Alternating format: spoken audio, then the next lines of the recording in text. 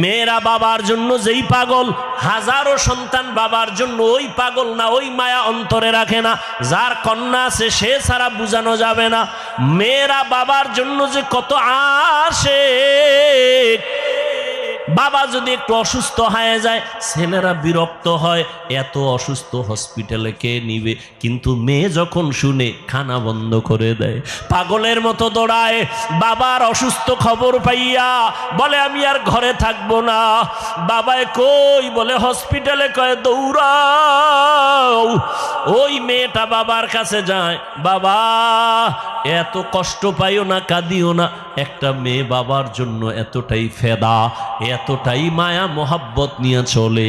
একটা মেয়ে চায় তার কলিজাটা কাইটা বাবার জন্য দিয়ে দিবে। ওই মেয়ে পাইয়া যারা খুশি না, তোমাদের কপাল বড় খারাপ। নবী বলেন একটা কন্যা পাইছো, একটা জান্নাতের মালিক হয়ে গেছো।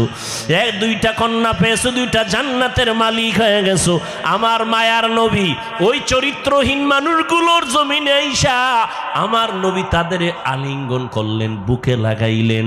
তোমার আমার মতো সি কইয়া বেনামাজিরে তাড়ায়া দেন নাই। আল্লাহর নবী ওরা গালি দেয়, নবী আরো কাছে যায়। ওরা লাত্তি দেওয়ার চেষ্টা করে, নবী আরো